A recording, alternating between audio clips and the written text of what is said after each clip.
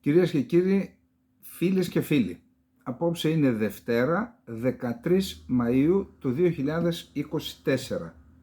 Είναι η ημέρα της επίσκεψης του Έλληνα Πρωθυπουργού στην Άγκυρα, για την οποία θα αφιερώσουμε το πρώτο μέρος της εκπομπής. Πριν πάμε όμως σε αυτό, δεν είχαμε εκπλήξεις ούτε θετικές ούτε αρνητικές. Θα προσπαθήσουμε να ιχνηλατήσουμε και τι έγινε και τι επιχειρείται να γίνει με όλη αυτή τη διαδικασία της προσέγγισης. Να διαβάσω όμως θέλω ένα μήνυμα που έστειλε ο Σιφαμαγκούστα 8297. Φίλοι μου, είμαι ένας Έλληνας που ζει στη Γλασκόβη. Έκανε ανάρτηση στη χθεσινή εκπομπή, έτσι είναι σχόλιο του. Φίλοι μου, είμαι ένας Έλληνας που ζει στη Γλασκόβη. Γεννήθηκα στην αριστερή πατριωτική Ικαρία και θα ψηφίσω με όλη την καρδιά μου, συμμετέχω. Προσέξτε τι σημαντικό λέει που εγώ δεν το γνώριζα. Σκέφτεται κανείς πως η Ελλάδα είναι μια μεγάλη Δανία. Να σκεφτεί κανείς ότι η Ελλάδα είναι μια μεγάλη Δανία. Έχει υπηρετική χώρα και νησιά, η Δανία, με την Κοπενχάγη να βρίσκεται πάνω σε νησί και τόσο κοντά στη Σουηδία, όπως και με μας τα νησιά μας με την Τουρκία. Λέει λοιπόν, φέρνει σαν παράδειγμα τη Δανία. Είναι η Δανία, η οποία είναι η υπηρετική χώρα προέκταση της Γερμανίας και νησιά, σε ένα από τα νησιά είναι η Κοπενχάγη, η πρωτεύουσα της χώρας, και είναι πολύ κοντά στη Σουηδία. Προσέξτε τώρα. Γιατί οι Δανείοι έχουν ορίσει τα 12 μίλια ως χωρικά τους ύδατα και οι Σουηδοί δεν αντέδρασαν? Γιατί όλες οι βαλτικές χώρες και η Ρωσία διέρχονται την κλειστή θάλασσα της Δανίας χωρίς πρόβλημα? Το κλείσε εκεί η Δανία. 12 μίλια η μία, 12 η άλλη, περνάνε από χωρικά ύδατα. Γιατί δεν λέει κανένας τίποτα και εξανίστανται εδώ όλοι αυτοί του γνωστού ιδρύματος καθηγητές, θα γίνει κλειστή? Τι κλειστή? Τι κλειστή, ορίστε, πώς περνάνε τόσες χώρες από μια τεράστια θάλασσα που είναι η Βαλτική θάλασσα, είτε εισερχόμενοι είτε εξερχόμενοι. Πώς περνά λοιπόν από την κλειστή θάλασσα της Δανίας και της Σουηδίας? Η απάντηση είναι μία. Φοβόμαστε ως έθνος και τη σκιά μας. Είμαστε υπεύθυνοι για την ηγεσία που εκλέγουμε. Το λάθος είναι αυτό, φίλε Φαμαγκούστα. Δεν πρέπει να εκλέγουμε ηγεσία. Πρέπει η εξουσία να μεταφερθεί στους πολίτες. Οι πολίτες, με τον τρόπο που αναφέρει ο Σταύρος στο βιβλίο του «Δημοκρατία, το πολίτευμα που περιμένουμε», προτείνει και σύνταγμα πώς ακριβώς θα λειτουργεί, να μην αποφασίζει, να μην υπάρχει καμία ηγεσία καταρχάς. Θα υπάρχουν εναλλασσόμενα πρόσωπα στην εξουσία και απλώς όταν τίθενται ζητήματα θα υλοποιούν αυτό που αποφασίζουν οι πολίτες και όχι αυτές οι ομάδες οι διεφθαρμένες που λες εσύ ηγεσίες. Τις είδαμε και τις καλές ηγεσίες. Από το κακό στο χειρότερο η χώρα λοιπόν. Αλλαγή το δόγμα, αλλαγή το πολίτευμα, να γίνει δημοκρατικό, να αποφασίζουν τα 10 εκατομμύρια και δεν μπορούν να εκβιάσουν και τα 10 εκατομμύρια μετά. Λοιπόν, πείστε και τους διπλανούς σας να ξηκωθούν από τους καναπέδες. Δεν είμαι εθνικιστής, είμαι ένας αναρχοσυνδικαλιστής πατριώτης με καταγωγή από τον κόκκινο βράχο. Τιμήστε κάθε φωνή αντίστασης. Τι να πω, τα προφανή δεν τα κάναμε και αντίσταση. Είμαστε υποχρεωμένοι ως υπάρξεις να υποστηρίζουμε την πατρίδα μας, αλλιώς δεν αξίζει να ζεις. Πρέπει να υποστηρίζεις αυτό τον τόπο πάνω στον οποίο κάθεσαι εσύ και να αναγνωρίζεις το δικαίωμα να το κάνει και τη διπλανή χώρα, η παραδιπλανή χώρα. Έτσι βρίσκεται και η ισορροπία στον κόσμο. Εντάξει.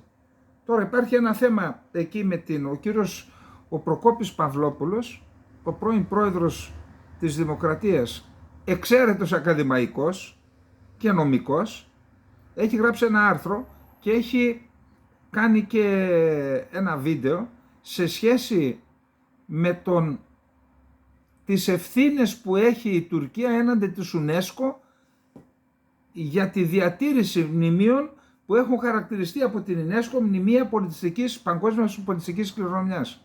Έχει ευθύνη η UNESCO λοιπόν να κάνει διάβημα στην Τουρκία και η Τουρκία να απαντήσει. Δεν είναι δυνατόν όταν αλλάζει ο χαρακτήρας των μουσείων που έχει αναγνωρίσει η UNESCO ως μνημεία της παγκόσμιας πολιτιστικής κληρονομιάς να συνεχίσουν να είναι ενταγμένα καταρχάς και να έχουν και την προστασία και δεν ξέρω αν έχουν και οικονομικά ωφέλη εννοώ για την συντήρησή τους. Άρα υπάρχει ένα θέμα εκεί το οποίο πρέπει να το δει η ελληνική κυβέρνηση που συμμετέχει στην UNESCO. Λοιπόν, αυτά τα πρώτα, να πάμε να δούμε τι είπαν οι δύο ηγέτες της Ελλάδας και της Τουρκίας. Θα διαβάσω επιλέξει τι είπε ο κύριος Μητσοτάκης και θα κάνω και κάποια σχόλια. Οι συναντήσεις μας αποδεικνύουν ότι μπορούμε να καθιερώσουμε τις επαφές μας, να εμπεδώσουμε το μήνυμα που οικοδομήσαμε με συστηματικότητα, πολιτικός διάλογος, θετική ατζέντα, μέτρα οικοδόμησης εμπιστοσύνης. Είναι σημαντικό, όπως είχαμε δρομολογήσει, σε χειροπιαστά αποτελέσματα με αμοιβαίο όφελος. Οι λαοί μας, όπως είχα δεσμευτεί, απολαμβάνουν μια σημαντική πρωτοβουλία.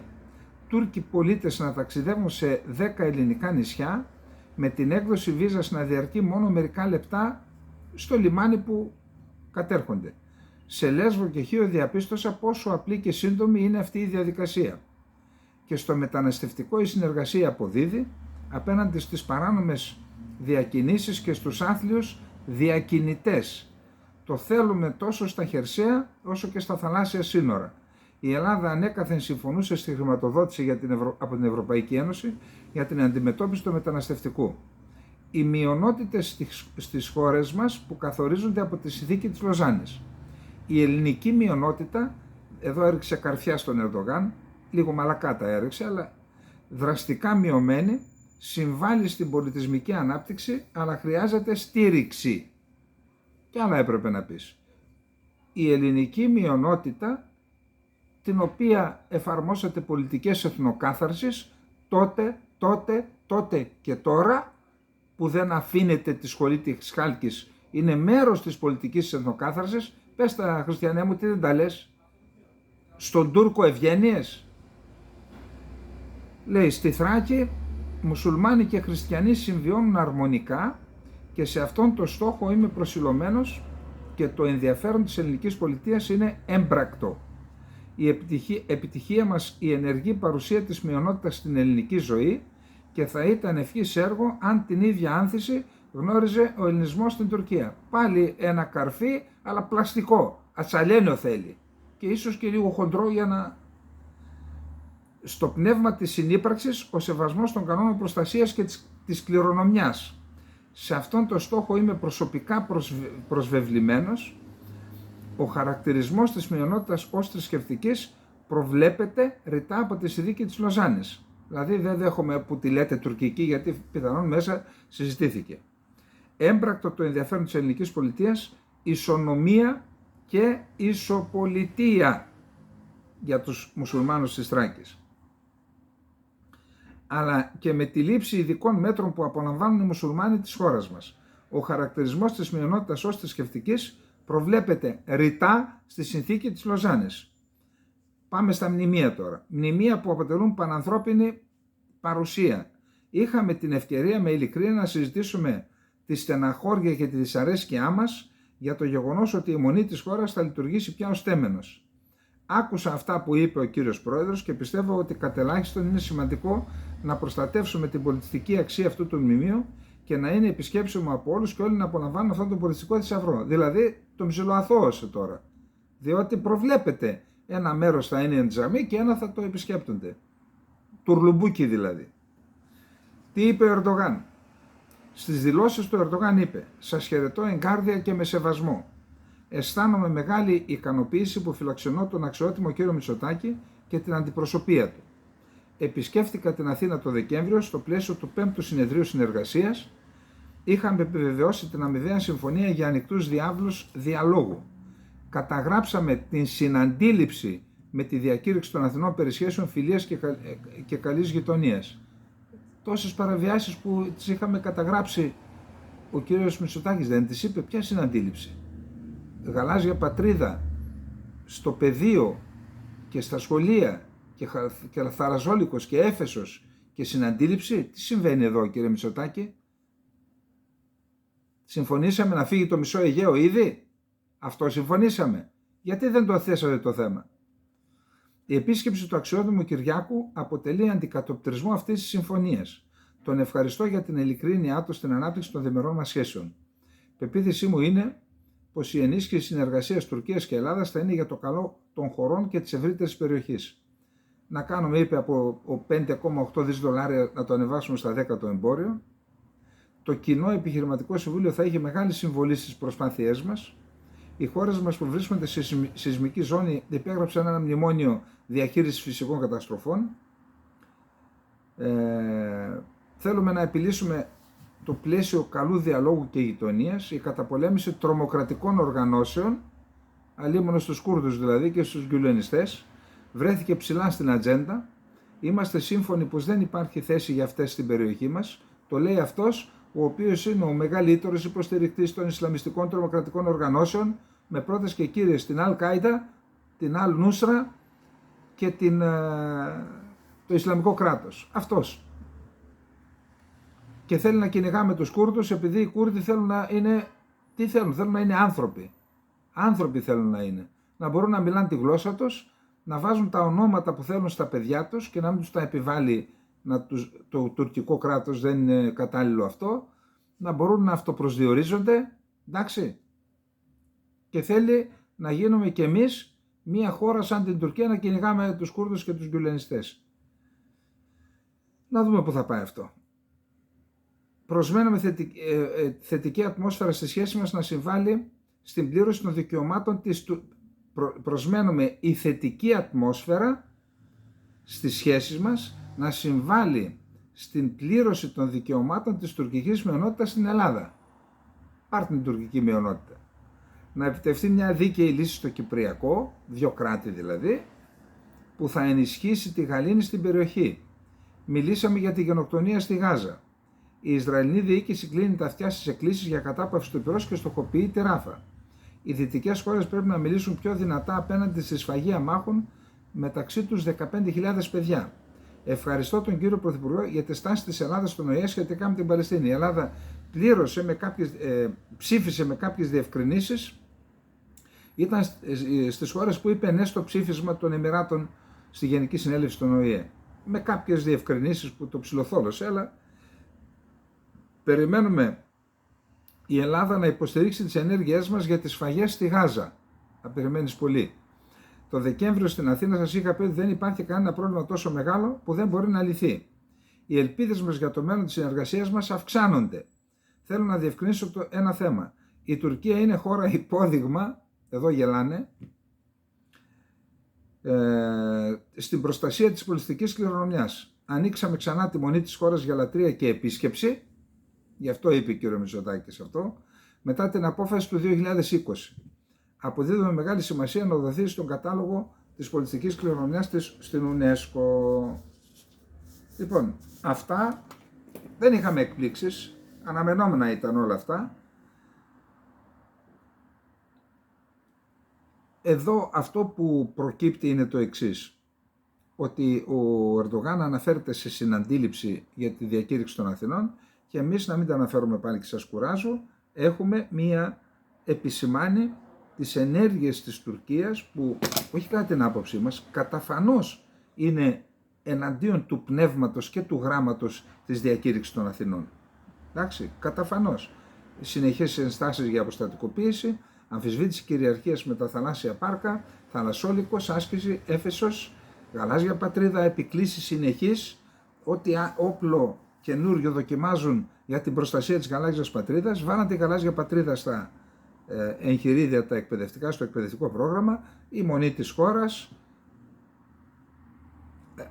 Κύπρος, 2 κράτη, αναφορές για μοίρασμα, δίκαιο μοίρασμα του πλούτου, όλα αυτά τι σχέση έχουν με την γαλάζια πατρίδα, με το διακήρυξη των Αθηνών που λέει ο Ερντογάν συναντήληψη. Γιατί δηλαδή δεν θα μπορούσε ο κύριος Μητσοτάκης να πει φίλε Ταΐπ, Μια χαρά για να πάμε μπροστά και να ισχύσει και η διακήρυξη των Αθηνών, θα πρέπει από τούδε και στο εξής να μην ξαναφερθούν τα εξής. 1, 2, 3, 4, 5. Όσο δεν το αναφέρεις, όχι στο εσωτερικό και δημόσια, δίνεις την εντύπωση ότι το αποδέχεσαι και ότι κάτι άλλο παίζεται στο Αιγαίο. Να δούμε τώρα τι. Προσέξτε εδώ τώρα. Τι είπε ο Ερντογάν στη συνέντευξή του. Και δεν είδα τίποτα αντίθετο. Η έγερση ζητημάτων κυριαρχίας δεν είναι μια κατάσταση που βλάπτει το έδαφος του διαλόγου και εμποδίζει την πρόοδό του. Τι σημαίνει αυτό? Ότι στο διάλογο βάζω θέματα κυριαρχίας και έχουμε και πρόοδο, δηλαδή πρόοδο στους στόχους σε σχέση με την εθνική κυριαρχία, που είναι τα 12 μίλια που μας είπε ο φίλος μας πίσω από την Γλασκόβη. Είναι τα 12 μίλια, είναι η υφαλοκρηπίδα, δεν είναι εθνική κυριαρχία αυτό, είναι κυριαρχικά δικαιώματα, είναι η ΑΟΣ, είναι η αποστατικοποίηση που αμφισβητεί την εθνική κυριαρχία.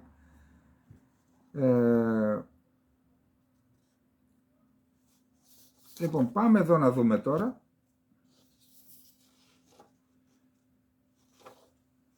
Η Ομοσπονδία Ποντίων, Παμποντιακή Ομοσπονδία Ελλάδος, η Αρμενική Εθνική Επιτροπή Ελλάδος, η Πανελλήνια Ένωση Ασσυρίων Ελλάδος και η Ομοσπονδία Προσφυγικών Σωματείων Ελλάδος, όλος ο προσφυγικός κόσμος δηλαδή στην Ελλάδα, οι Αρμένοι και οι Ασσύριοι, έστειλαν μία επιστολή στον κύριο Μητσοτάκη πριν πάει. Στις 10 του μηνός στείλανε. Και λένε ότι οι αναφορές που κάνατε σε ένα συνέδριο που κάναμε το 2019 κτλ. Θεωρούμε υποχρέωσή μας να θέσουμε υπόψη σας τα παρακάτω ζητήματα προς συζήτηση με τον Ερντογάν. Να αναγνωρίσει η Τουρκία τη γενοκτονία που διέπραξε στους χριστιανικούς πληθυσμούς, Έλληνες, Αρμένιους, Ασσύριους. Να σταματήσει κάθε μορφής δίωξη των ελεύθερα σκεπτόμενων πολιτών της σύγχρονης Τουρκίας, οι οποίοι εξακολουθούν να μάχονται για την αποκατάσταση της ιστορικής αλήθειας και τη δημοκρατία. Διώκουν όσους μιλούν για γενοκτονία, όσους μιλούν, τους διώκουν. Να σταματήσει άμεσα και οριστικά η πολιτική των persona non grata, των ανεπιθύμητων δηλαδή. Όποιος θέλει να πάει στον Πόντο και τον έχουν δει σε καμιά εκδήλωση για τη γενοκτονία, του λένε persona non grata. Τι είναι συναντήληψη στην τέτοια αυτή, στην διακήρυξη φιλίας? Γίνεται φιλία που βγάζει σε εκατοντάδες ανθρώπους ανεπιθύμητος στην Τουρκία και εμείς ανοίγουμε τα σύνορα να μπαίνουν αβέρτα στα νησιά? Να αναστηλωθούν και να συντηρηθούν κατά τις υποδείξεις της UNESCO τα μνημεία του ελληνικού, αρμενικού και ασσυριακού πολιτισμού. Να ιδρυθούν μνημεία και κέντρα μελέτης της γενοκτονίας στην Τουρκία, για να μόνο έτσι θα έχουμε πραγματική προσέγγιση και φιλία. Να σταματήσει η επιθετική πολιτική προς τις γείτονες χώρες και κυρίως απέναντι στην Ελλάδα, με την οποία η ειρηνική συμβίωση μόνο ωφέλη έχει να προσφέρει στους δύο λαούς. Τώρα, είχαμε τουρκικές εφημερίδες. Εδώ, για όσους ξέρουν την Τουρκία, είναι η εικόνα ότι το τουρκικό βαθύ κράτος στηρίζει τις ενέργειες του Ερντογάν. Βγάλτε συμπέρασμα. Η εφημερίδα Τούρκιε, ό,τι πιο φασιστικό, ισλαμοφασιστικό και εθνικιστικό υπάρχει στην Τουρκία. Πολλά θέματα θα είναι στην ατζέντα, από τους Τούρκους στη Δυτική Θράκη μέχρι τα προβλήματα στα νησιά, η διεκδικήση της Τουρκίας στα νησιά. Η Σαμπάχ, όργανο του Ερντογάν. Έκκληση του Πρόεδρου Ερντογάν στο Μητσοτάκη να κάνουμε πρωτοφανή βήματα στην ιστορία. Δηλαδή να υποχωρήσει η Ελλάδα, να δώσει το μισό Αιγαίο για να συνεχίσει να διεκδικεί το επόμενο μισό η Τουρκία. Θα κάνουμε ό,τι καλύτερο μπορούμε για να διασφαλίσουμε ότι η ειρήνη και η ηρεμία θα επικρατήσουν για πάντα, που ξέρετε, και στις δύο πλευρές του Αιγαίου Πελάγους. Η πρόκληση είναι να οικοδομήσουμε και να λύσουμε προβλήματα με έμπειρο τρόπο. Οι δύο πλευρές του Αιγαίου Πελάγους και πάλι. Εντάξει, κρατήστε τα. Η Μιλιέτ, στο χέρι μας είναι να γκρεμίσουμε τείχη. Τα σύνορά μας είναι τείχη για την Τουρκία. Ο Μουράντ Γετκίν λέει, θα επικεντρωθούν, λέει, στη συνεργασία και όχι στα προβλήματα. Για παράδειγμα, το πρώτο πράγμα που πρέπει να κάνουμε είναι να αφήσουμε στην άκρη το Κυπριακό. Ο Μουράντ Γετκίν είναι από τα δημοκρατικά μυαλά στην Τουρκία. Στην άκρη λέει το Κυπριακό. Γιατί όλοι γνωρίζουν ότι το να γίνει η Κύπρος αντικείμενο διαπραγμάτευσης στη σχέση Τουρκίας-Ελλάδας αποτελεί εγγύηση ότι δεν θα σημειωθεί ούτε ένα χιλιοστό προόδου. Ξέρεις τι σημαίνει αυτό? Ότι η Τουρκία δεν πρόκειται να υποχωρήσει. Η συμπερίληψη επίσης ζητημάτων που δεν έχουν επιληθεί επί δεκαετίες, όπως η υφαλοκρηπίδα, ο εναέριος χώρος και τα αμφισβητούμενα νησιά του Αιγαίου στην ατζέντα συνεργασίας, σημαίνει είσοδος σε αδιέξοδο. Ενδεικτικό είναι ότι το Reuters και το Bloomberg αναφέρονται στη συνάντηση προκαταβολικά, να δούμε τι θα πούν αύριο. Ο Ερντογάν έχει δηλώσει, λέει το Bloomberg, ότι είναι δυνατή μία συμφωνία για τον διαμοιρασμό των πόρων των υδρογονανθράκων στην Ανατολική Μεσόγειο, ενώ η Τουρκία θα μπορούσε να προσφέρει ενέργεια στην Ελλάδα από ένα σχεδιαζόμενο πυρηνικό εργοστάσιο στον Εύξηνο Πόντο ως διαπραγματευτικό χαρτί. Γιατί δεν κάνουμε εμείς πυρηνικό εργοστάσιο στη Θράκη και να τους δώσουμε εμείς ρεύμα? Θα έχουμε ενεργειακή εξάρτηση από πυρηνικό εργοστάσιο της Τουρκίας και εδώ οι οικολόγοι θα το παίζουν, γιατί από το εργοστάσιο που θα γίνει στις 40 εκκλησίες που είναι 50 χιλιόμετρα από τα σύνορα δεν κινδυνεύει ολόκληρη η Θράκη? Γιατί δεν εκφράζετε εκεί τις ευαισθησίες σας και κρατάτε την Ελλάδα χειροπόδαρα δεμένη στην οπισθοδρόμηση, διότι χωρίς ενεργειακή αυτάρκεια δεν υπάρχει Ελλάδα ανεξάρτητη, ελεύθερη και ανεπτυγμένη οικονομικά. Δεν υπάρχει. Και το Bloomberg, και εδώ μια στο καρφί και μια στο πέταλο, για την Κύπρο αποφεύγει να πει ότι είναι υποκατοχή, είναι υποέλεγχο, λέει. Εντάξει. Και έρχεται και το κερασάκι στην τούρτα, μην νομίζετε ότι θα τα αφήναμε.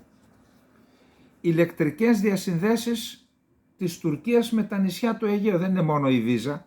Η Βίζα είναι ένα από τα δεκάδες θέματα που έχουν στο οπλοστάσιό τους οι Τούρκοι και θέλουν σιγά σιγά να τα βάλουν σε εφαρμογή, ούτως ώστε τα νησιά να είναι απολύτως εξαρτημένα από τις μικρασιατικές ακτές. Τι δεν καταλαβαίνετε? Ορίστε τώρα τι μας λέει ο τύπος εδώ. Έγινε στη Μυτιλήνη ένα συνέδριο περί τα ενεργειακά. Χαιρετισμό απίφθινε, λέει, ο Υπουργός Ενέργειας και Ορυκτών Πόρων της Τουρκίας, ο Αρπασλάν Μπαϊρακτάρ. Σας είπα ότι είναι ελληνόφωνος, Έλληνας μουσουλμάνος είναι δηλαδή, αλλά τώρα έχει γίνει με τουρκική συνείδηση, από την περιοχή της Τραπεζούντας είναι. Απίφθινε χαιρετισμό στο πρώτο ελληνοτουρκικό ενεργειακό φόρουμ που διοργανώθηκε στα τέλη Απριλίου στην Κωνσταντινούπολη με πρωτοβουλία του Ινστιτούτου Ενέργειας Νοτιοανατολικής Ευρώπης, ο οποίος έκανε λόγο για νέα εποχή ευκαιριών στον κλάδο των ενεργειακών μεταξύ των δύο γειτονικών χωρών. Προσέξτε εδώ τώρα.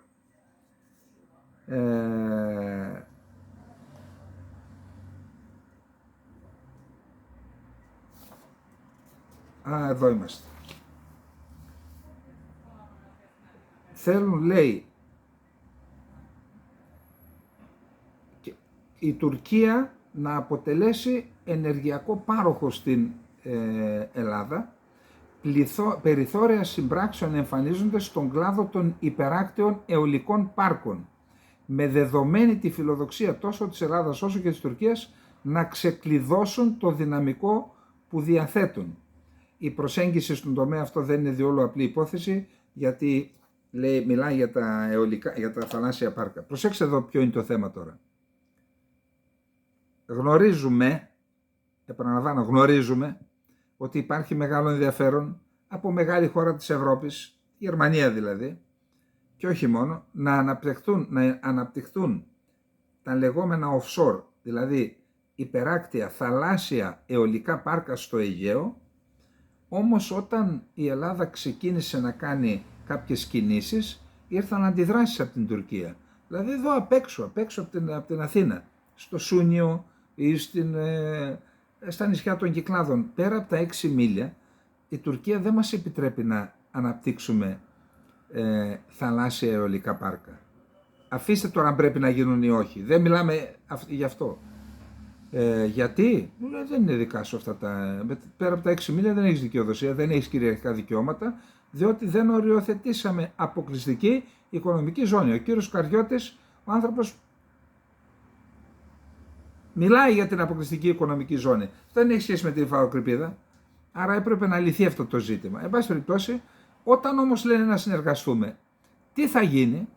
Θα είναι, προσέξτε, ο διαμερισμός του πλούτου του Αιγαίου είναι ο αλλιευτικός πλούτος που οι Τούρκοι δεν τον διαμεράζουν, τον κλέβουν ήδη και κοιμούνται όρθιοι, τα έχουμε πει αυτά, και η αιωλική ενέργεια. Δηλαδή, ο πρόεδρος του Ελληνοτουρκικού Επιμελητηρίου, πώς το λένε, θα κάνουν ένα συμβούλιο, είναι μεγάλος επενδυτής και στην Ελλάδα στις ανανεώσιμες πηγές ενέργειας και δείχνει τεράστιο ενδιαφέρον. Τι θα γίνει λοιπόν? Θα κάνουν θαλάσσια πάρκα στο Αιγαίο και θα είναι κοινής εκμετάλλευσης? Εάν είναι κοινής εκμετάλλευσης μεταξύ κρατών, προσέξτε, Τουρκίας και Ελλάδας, ή ακόμα και μεταξύ επιχειρηματιών, αλλά με τη συνένεση της Τουρκίας, δηλαδή Έλληνες και Τούρκοι, αλλά με τη συνένεση του τουρκικού κράτους, τότε αν αρχίζει και νέμεται τον πλούτο, το αιωλικό δυναμικό του Αιγαίου η Τουρκία με τέτοιες συμπράξεις, είναι σαν να έχεις ένα χώρο από τον οποίο, ας πούμε, ένα κατάστημα. Τώρα κάνω μια απλοϊκή μεταφορά, και ένα κατάστημα ο οποίος έχουμε το βιβλιοπωλείο μας και διεκδικεί η Τουρκία να παίρνει ένα μέρος του ενοικίου και λες εσύ, εντάξει, θα πάει στο διάλογο να κερδίζουμε και οι δυο, σου δίνω ένα μέρος του ενοικίου. Τι θα το πεις μετά από 15 χρόνια? Ότι δεν έχεις μερίδιο σε αυτό, ότι δεν σου ανήκει? Η νομή σημαίνει ιδιοκτησία. Αυτό πάνε να κάνουν στο Αιγαίο. Και γι' αυτό λένε οι δύο πλευρές, οι δύο ακτές στο Αιγαίο και όλα τα παραμύθια. Χρόνια τώρα. Προσέξτε. Στενή συνεργασία επιδιώκει η επιχειρηματική κοινότητα των δύο χωρών. Ο πρόεδρος του Ελληνοτουρκικού Συμβουλίου, Αντνάν Πολάτ, επιχειρηματίας των ανανεώσιμων πηγών ενέργειας με παρουσία και στην Ελλάδα. Αλήθεια, πού έχει αυτός αιωλικά πάρκα? Ποιος του έδωσε την άδεια? Ποιος του έδωσε την άδεια? Αναφέρθηκε στις τεράστιες προοπτικές που δημιουργεί, προσέξτε εδώ, αυτά τα είπε στο τέτοιο, έτσι, στη Μυτιλήνη που έγινε ένα συνέδριο. Ο πρόεδρος του Ελληνοτουρκικού Συμβουλίου, Αντνάν Πολάτ, ο ίδιος επιχειρηματίας των ανανεώσιμων πηγών ενέργειας με παρουσία στην Ελλάδα, αναφέρθηκε στις τεράστιες προοπτικές που δημιουργεί ο κοινός χώρος των δύο χωρών στο Αιγαίο, στο οποίο μπορούν να αναπτυχθούν αιωλικά πάρκα, ενώ τόνισε τη δυνατότητα ακόμα και απευθείας ηλεκτρικής διασύνδεσης όχι μόνο των ηπειρωτικών περιοχών των δύο χωρών, αλλά και απευθείας από τα τουρκικά παράλια στα ελληνικά νησιά. Θέλετε να σας το ξαναπώ?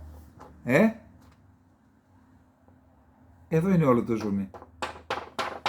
Εδώ είναι όλο το ζουμί. Κοινός χώρος στο Αιγαίο, τεράστιες προοπτικές, κοινός χώρος των δύο χωρών το Αιγαίο, τεράστιες προοπτικές, στο οποίο μπορούν να αναπτυχθούν αιωλικά πάρκα και να διασυνδέσουμε τα νησιά με καλώδια απευθείας με την Τουρκία. Τι έχετε εκεί μονάδες και ταλαιπωρείστε? Σας δίνουμε εμείς ρεύμα. Ελπίζω να γίναμε κατανοητοί.